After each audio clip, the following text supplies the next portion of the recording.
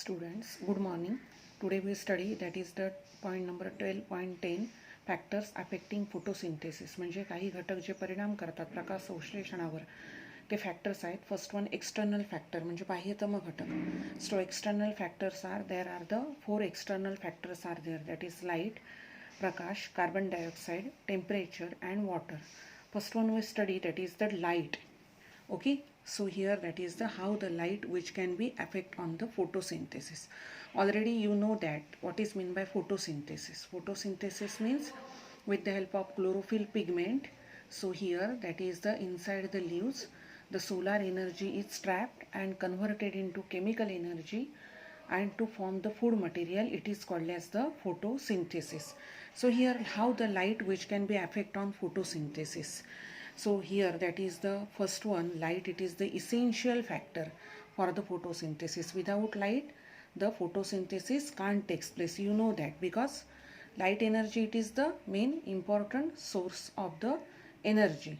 So here that is the such a photosynthesis takes place in the red region and blue region. आता आपण electromagnetic waves बघितले, त्याच्यामध्ये माझं एखादा प्रकाश किरण जेव्हा from that is the sun which can be fall on the earth. So here that is the different, that is the portions which are present. So in the red and blue region more photosynthesis takes place.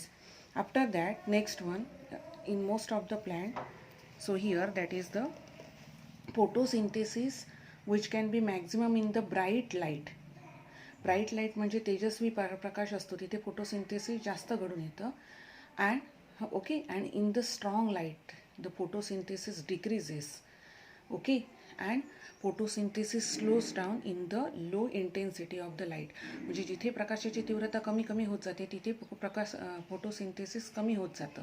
As well as in the bright light, तेजस्वी प्रकाशामध्ये photosynthesis more in the that is the strong light. अति तीव्र प्रकाश असेल so photosynthesis lowers down. Okay, means आता जर आपण बघितलं तर दुपारचा एकदम कडक ऊन असेल 12-1 वाजता, so on that time that is the strong light rays are there are photosynthesis lowers down. Okay, then at the evening time low intensity of the light, so photosynthesis lowers down. Okay, so here that is the means such a that is the photosynthesis takes place at a that is the particular portion of the such a light.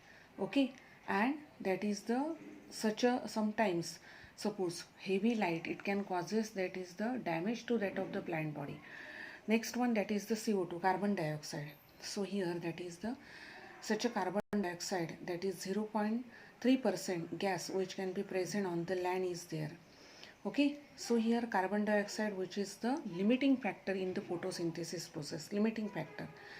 So suppose concentration of the CO2 increases, the photosynthesis also increases, and this that is the concentration of the CO2 which is 1% increase in concentration, it is most advantageous to that of the plant. Okay, only 1%, and higher concentration it can causing the inhibitory effect on photosynthesis. याचा अर्थ जर concentration CO2चं खूप वाढलं तर काय होणार, त्याच्यामुळे सुद्धा फोटोसिंथेसिस होणार नाही. Okay, next one temperature. So here that is the temperature, that is the like other factor, photosynthesis need a temperature is there, that is the suitable temperature required for the photosynthesis.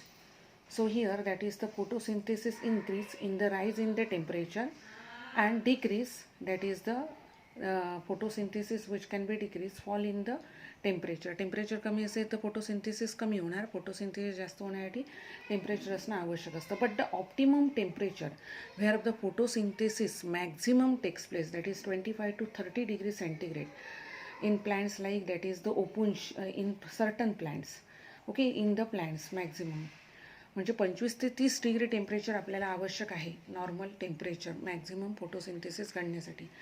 But in certain plants like Opuntia dillenii म्हणजे निवडुंगासारख्या desert प्लॅन्टमध्ये 55 degree of the temperature which can be required for their photosynthesis. त्यांच्या प्रकाश संश्लेषणासाठी 55 degree centigrade temperature पाहिजे.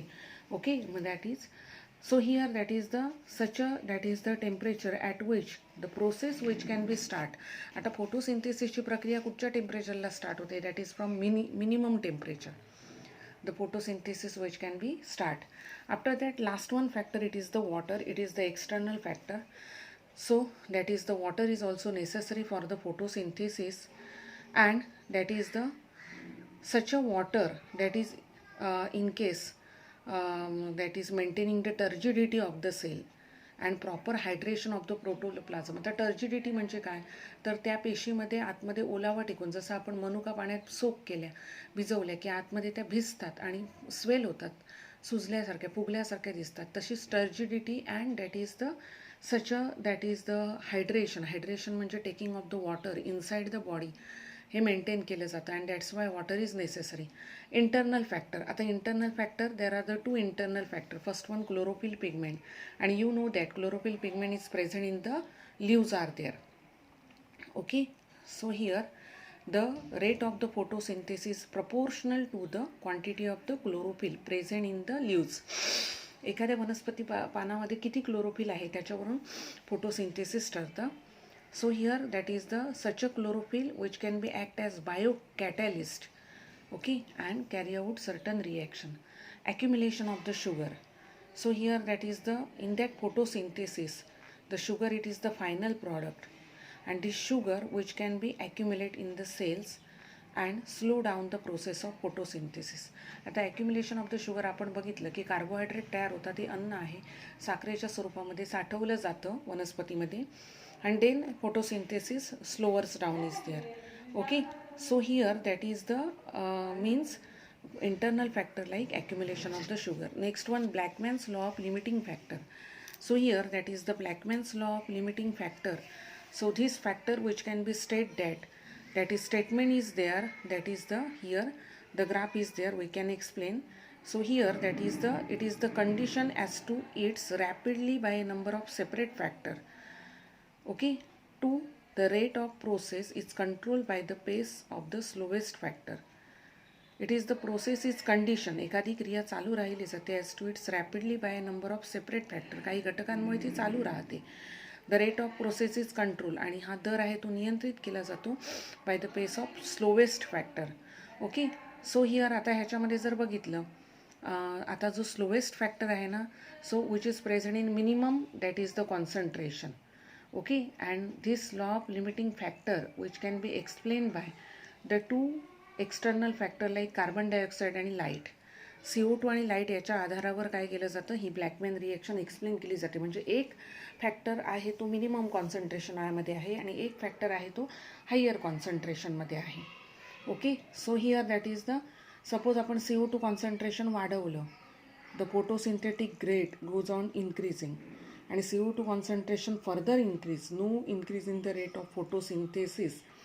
CO2 concentration एका ठराविक रेंजपर्यंत वाढवलं, photosynthesis takes place, but more CO2 concentration photosynthesis doesn't takes place. Photosynthesis घडून येणार नाही, ते डिस्टर्ब होणार. Okay, so here that is the, आणि म्हणून आपण असं म्हणू शकतो की photosynthetic rate response to one factor alone at a time. There would be a exactly at point where another factor become limiting. Photosynthesis कधी घडून येतं, जेव्हा एक फॅक्टर काय असतो, दॅट इज द, एक फॅक्टर जो आहे तो फॅक्टर दॅट इज द एका विशिष्ट लिमिटमध्ये असतो आणि दुसरा फॅक्टर त्यावेळी कमी असतो. Okay, if any one of the factor which is kept constant is constant that is and is increase, the photosynthetic rate increases. Okay, एखादा फॅक्टर कॉन्स्टंट ठेवावा लागतो आणि एखादा फॅक्टर वाढवावा लागतो. It is depend on only one factor. म्हणजे एक factor slowest concentration, एक फॅक्टर हायेस्ट कॉन्सन्ट्रेशन, त्यालाच आपण ब्लॅकमॅन लिमिटिंग फॅक्टर म्हणतात. Significance, so here that is the सिग्निफिकन्समध्ये जर आपण बघितलं, सो ॲनाबॉलिक प्रोसेस, ॲनाबॉलिक्स म्हणजे सिंथेटिक प्रोसेस मेटाबॉलिझमची, uses inorganic substances and produces food. Okay, so here that is the, in that process solar energy converted into chemical energy and O2 is formed for the living organism.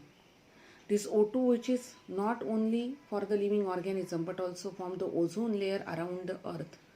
Okay, and then this process which can be help in providing fossil fuel, petroleum and natural gas. अर्थ समजला की ही सिंथेटिकची प्रक्रिया आहे ॲनाबॉलिक, त्याच्यामध्ये अकार्बनी पदार्थ वापरले जातात आणि अन्न तयार केलं जातं.